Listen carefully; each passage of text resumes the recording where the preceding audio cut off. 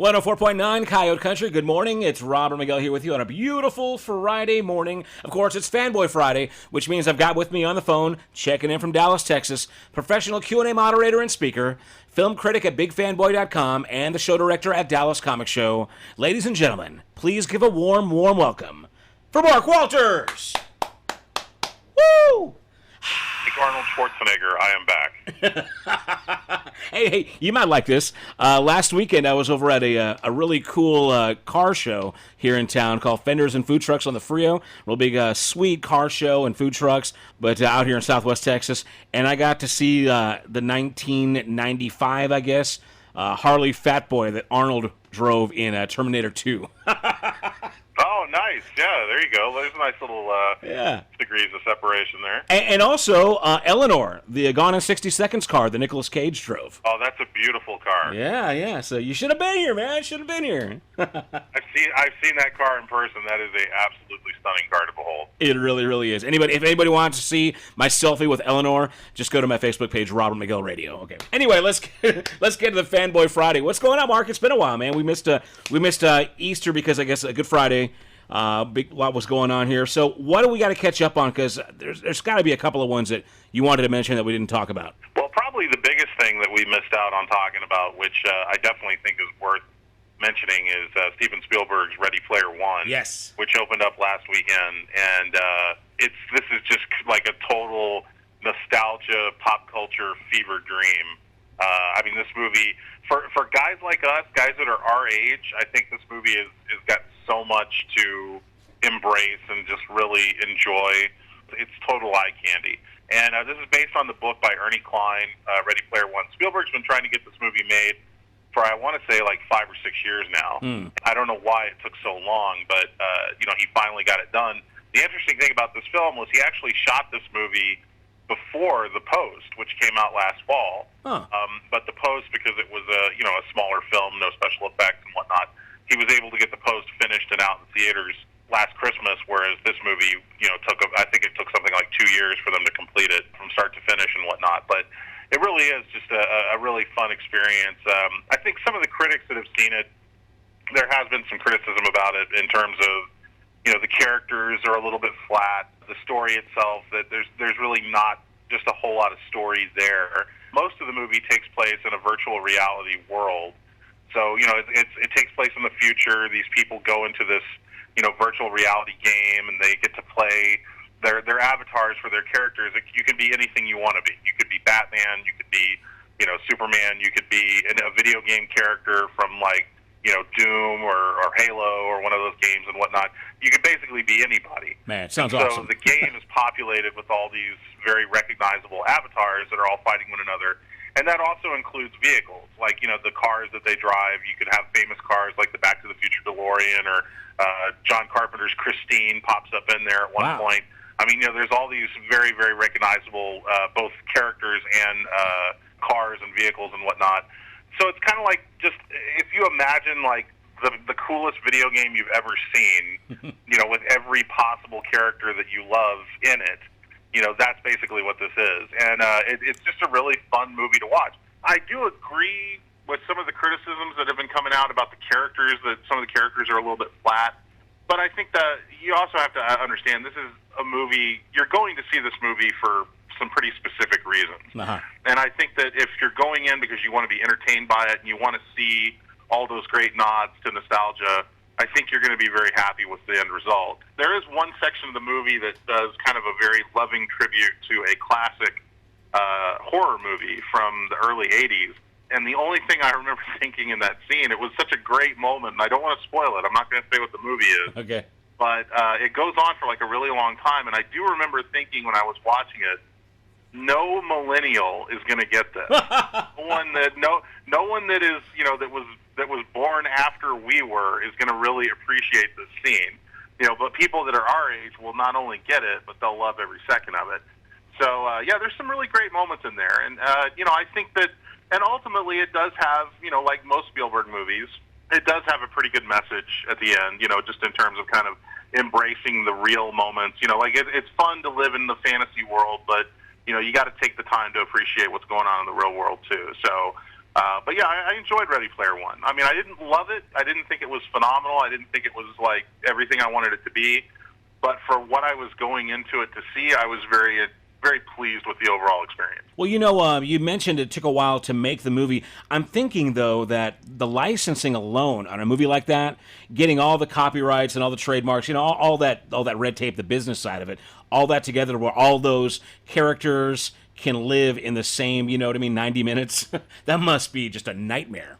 Oh, absolutely. And I think I think more than anything, that's where it helps when you have Steven Spielberg at the helm. Yeah. Because, if Steven Spielberg goes to a movie studio or a company that owns the rights to a character and says, hey, we want to use your character in this movie. Who's going to say no to Steven Spielberg, right? Yeah, I mean, the fact that it's Steven Spielberg, I think that goes a long way. If it had been, any other director in Hollywood, I think they probably would have had a little bit more difficult of a journey. Although that said, it's funny because they just had some news that came out this week about how the guy that wrote Rogue One, Gary Whitta, he is potentially going to be doing a sequel to The Last Starfighter. And Steven Spielberg has been trying to get the rights to The Last Starfighter for decades now, and every single time gets shot down. Even Spielberg could not get the rights to that movie. And yet now it looks like they may actually finally be doing a sequel to that film, only it's not in the hands of Spielberg. So it just goes to show you that it's not always about the name. But I do think in this particular instance with Ready Player One, I think Spielberg probably was a big plus in terms of being able to secure some of those copyrighted characters. Well, I've had a busy weekend, so I've not yet had a chance to see it, but I do plan to see it. Again, that's Ready Player One, PG-13, in theaters now. And, of course, this week, I know we're talking about Blockers a lot. That comes out today. What you know about Blockers? I got a chance to see this. It's kind of funny in a way because this is a movie that when I saw the trailers for it, initially when I saw the trailer for it, I thought it looked kind of dumb. Yeah. I mean, listen, I know it's supposed to be sort of a dumb comedy. I mean, there's no mystery behind that. But I just thought that the trailer itself looked kind of dumb. Like, it didn't really wow me. It didn't really make me laugh all that much. And so I wasn't expecting much from the movie. But I got to say, the movie actually is a lot of fun. The first half of the film, I think, is a much better and more cohesive than the second half of the film, and it's more funny than the second half of the film. I think once it gets to the second half of the film, it starts to get a little more serious and a little more emotional, and kind of turns almost into like a Judd Apatow type of comedy. But, the characters are all really great. The casting of the movie is really great. The three principal roles, you got Leslie Mann, Ike Barinholtz, and John Cena. John Cena continuing to prove how competent he is as an actor, and not just as an actor, but as a comedic actor. Yeah, he's actually really funny in this movie. Who would have thought, right? Man, he's great. I love him. He's terrific. He's very quickly becoming, he's one of these guys that, like, you welcome seeing his face on the big screen, But the kids in the movie are actually really well cast, too. Like, all the kids in the film that play their kids, they do a really good job playing these roles. So much so that I remember thinking afterwards, like, I genuinely look forward to seeing that actor in something else. Like, I'm sure they're going to make a name for themselves after this film. So, but the basic impetus of this film is that, you've got three parents who have these kids that they're going to go to prom, three girls, they're going to go to prom with their dates, and they've made a pact that they're going to have sex during prom. So the parents find out about this, and they decide that they're going to band together and do everything they can to prevent their daughters from having sex. As they rightfully should. Yeah, I know. I was going to say, speaking as a father of a daughter, I'm sure you can sympathize with me. Absolutely. All right. So, yeah, I'm on team parents for sure. But they decide, they're going to get together and they're going to do what they can to stop it. And needless to say, hilarity ensues. We've seen this type of movie before where the adults are trying to infiltrate the world of the teenagers. Right. And, because they're older and they don't really know, popular culture of that time period, they're a little bit out of touch and whatnot. And so there's some fun stuff with that. There's also some really fun stuff with them trying to pretend that they know, current teen slang and things like that. So, yeah, it's a funny movie. It's got a lot of funny moments in it. And like I said, it's brilliantly cast, really good performances. I just wish that the second half of it had been as great as the first half. But overall, I think the experience of it is a lot of fun. I think this is going to be a big hit. So Blockers opens up this weekend. If you see the poster for it, I think you can absolutely tell what they were going for with the title. But yeah, it's a funny movie. So check it out. All right, again, that's Blockers in theaters today, rated R. All right, so what else you got? You got anything else for us here, sir? Well, unfortunately, I did not get a chance to see. There's a new film also opening up this weekend called A Quiet Place, and this is directed by John Krasinski from The Office, who also stars in the film with his real life wife Emily Blunt. Lucky guy. Time they've ever done a movie together. And this is it's a really creepy, atmospheric horror film that has to do with creatures who are attracted to sound. So you have a family of people that are trying desperately to keep quiet so these creatures don't attack them, living in kind of a post-apocalyptic type of world. And I have heard nothing but good things about this. I've heard really, really strong things. It was a big hit on the film festival circuit, and now it's making a big splash in movie theaters this weekend, and it's been getting nothing but good word of mouth. So I'm really looking forward to checking this out. I'm going to go see it probably over the weekend, and worst case scenario, we can talk about it on next week's episode. But yeah, I would even without seeing it, just based off of what I've heard from people who have, I would highly recommend you check out A Quiet Place this weekend, especially if you're into like really good creepy horror movies. I think there's going to be something there for you. Or if you're just a huge Office fan, right? Yeah, if you love Jim from The Office, why not? Love him. Got that too. Love that kid. All right, again, that's A Quiet Place in theaters today, rated PG-13. What's going on at BigFanboy.com, sir? I got to tell you, it's been a little bit of a slow week. We haven't had a lot of news coming in this week. We posted up a couple of trailers. There's a new Kevin Hart movie with Tiffany Haddish called Night School. We also posted up a trailer, really cool-looking flick called Upgrade, which is directed by Lee Wanell, who is one of the guys that gave us Saw as well as the Insidious movies.